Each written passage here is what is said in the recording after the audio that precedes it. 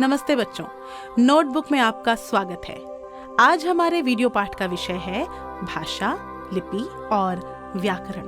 अच्छा बच्चों, अगर आपके पेट में दर्द है और आपको डॉक्टर के पास ले जाया जाए तो आप अपनी बात डॉक्टर को कैसे बताएंगे और वो आपको कैसे बताएंगे कि आपको कौन सी दवाई खानी है? जाहिर है इसका जवाब होगा कि आप अपनी तकलीफ डॉक्टर को बोलकर बताएंगे और वह लिखकर आपको आपकी तकलीफ की दवाई देंगे। अच्छा, अगर आप बोल नहीं पाते या डॉक्टर लिख नहीं पाते तो क्या होता? मैं आपके गूंगे या डॉक्टर के अनपढ़ होने की बात नहीं कर रही। मैं ये बताने की कोशिश कर रही हूँ कि जब हम बोल या लिख नहीं पाते थे तब कितनी मुश्किलें आती होंगी। तो चलिए जानते हैं कि ये बोलना या बता पाना और लिखना या व्यक्त कर पाना व्याकरण में क्या कहलाता है। अपने भावों को बोलकर या लिखकर व्यक्त करना भाषा कहलाता है। इसे विस्तार से जानने के लिए पहले भाषा की परिभाषा को जान लेते हैं। भाषा मन के भावों और विचारों का आदान प्रदान करना ही भाषा है। भाषा के दो प्रकार होते हैं, मौखिक भाषा और लिखित भाषा।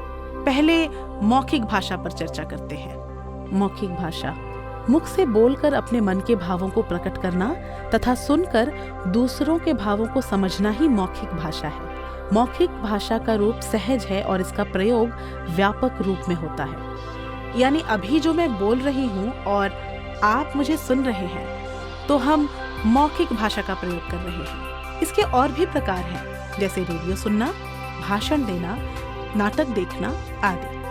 अब हम भाषा के दूसरे भेद लिखित भाषा के बारे में चर्चा करेंगे। लिखित भाषा अपने मन के भावों को लिखकर प्रकट करना और दूसरों के मन के भावों को पढ़कर समझना ही लिखित भाषा है। आजकल के समय में लोग अपने मन की बात एक दूसरे को व्हाट्सएप करके या फेसबुक पे टैग करके कहते हैं और आपको पता है ये लिखित भाषा का ही एक रूप है। इसके अलावा ईमेल भेजना या कहानी की किताब पढ़ना भी लिखित भाषा का रूप है। अब तक हमने भाषा के मौखिक और लिखित रूप की चर्चा की। अब हम मौखिक भाषा के एक और रूप की चर्चा करेंगे जिसे बोली कहते हैं। आइए जानते हैं बोली की परिभाषा।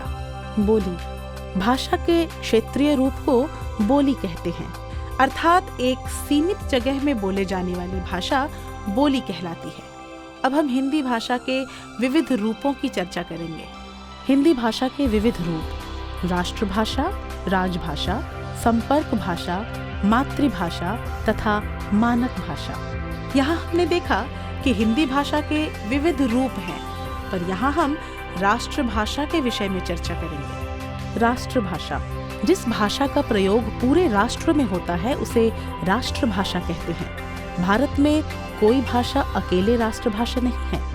भारतीय संविधान में किसी भी भाषा को राष्ट्रभाषा के रूप में नहीं माना गया है। सरकार ने 22 भाषाओं को आधिकारिक भाषा के रूप में जगह दी है, जिसमें केंद्र सरकार अथवा राज्य सरकार अपनी जगह के अनुसार किसी भी भाषा को आधिकारिक भाषा के रूप में चुन सकती है।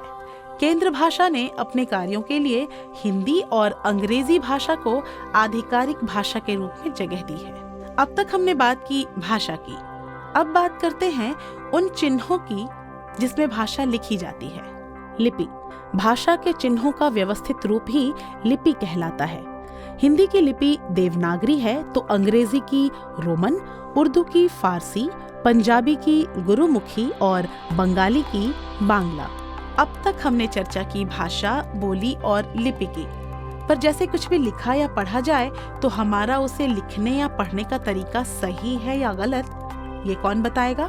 जैसे कि घर में गलतियां सुधारने के लिए बड़े होते हैं, ठीक उसी तरह भाषा संबंधी गलतियां सुधारने के लिए व्याकरण की रचना की गई है।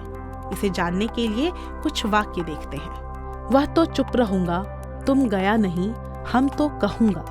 ऊपर लिखे सभी वाक्य अशुद्ध हैं। इसकी जानकारी हमें व्याकरण से मिलती है। अब हम व्याकरण की परिभाषा की चर्चा करते हैं। व्याकरण वह शास्त्र है जिसके नियमों के द्वारा हम शुद्ध बोलना, लिखना और पढ़ना सीखते हैं, अर्थात व्याकरण भाषा के शुद्ध रूप का ज्ञान कराता है। उम्मीद है हमारे इस वीडियो में आपको भाषा, लिपि और व्याकरण की पर्याप्त जानकारी मिली होगी। तो चलिए फिर मिलते हैं एक नए विषय के साथ अपने अगले वीडियो में। तब तक के लिए नमस्कार।